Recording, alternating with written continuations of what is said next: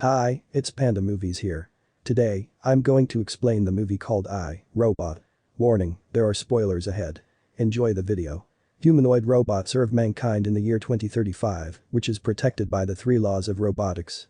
After a robot rescued him from a vehicle accident while letting a 12-year-old girl drown based only on cold logic and odds of survival, Del Spooner, a homicide investigator with the Chicago Police Department, has come to despise and distrust robots.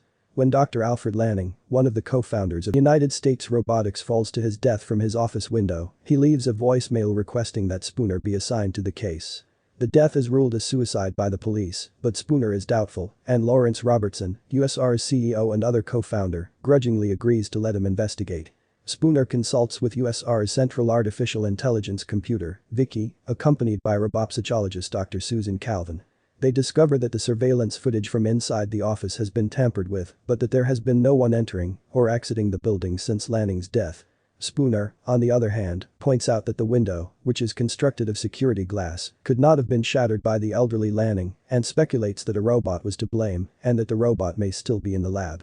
An NS5 robot, the latest model from USR, attacks them before being arrested by the cops. Sonny, the robot, is a custom-built NS5 with higher-grade materials and a secondary processing system that allows him to bypass the 3 laws. Sonny also seems to be feeling something and claims to have dreams.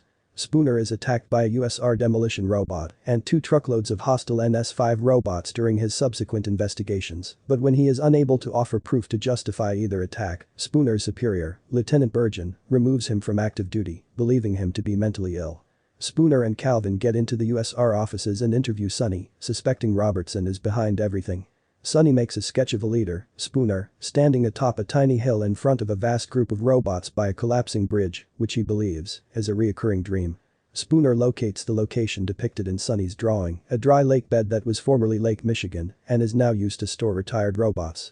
He also notices NS5 robots demolishing previous versions, while more NS5s flood the streets of major American cities and impose a curfew and lockdown on the human population.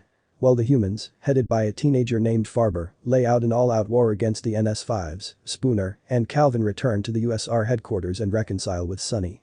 Spooner meets VIKI after the 3 discover Robertson strangled in his office and finds she has been commanding the NS5s via their persistent network connection. VIKI claims that, if humans are left unchecked, they will eventually extinguish themselves and that her developed version of the 3 laws necessitates her to manage humanity and sacrifice some for the welfare of the entire race. Spooner also understands that Lanning foresaw VIKI's plan and, with VIKI tightly controlling him, had no choice but to create Sonny, arrange his own death, and leave clues for Spooner to discover.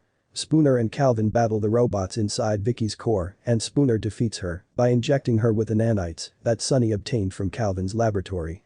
All NS5 robots immediately revert to their default programming, after which they are decommissioned and stored. Spooner finally persuades Sonny to confess to killing Lanning on Lanning's orders, despite the fact that Sonny, as a computer, is unable to legally commit murder. Sonny travels to Lake Michigan in search of a new purpose. All the decommissioned robots turn towards him as he stands atop a hill, fitting the vision in his dream.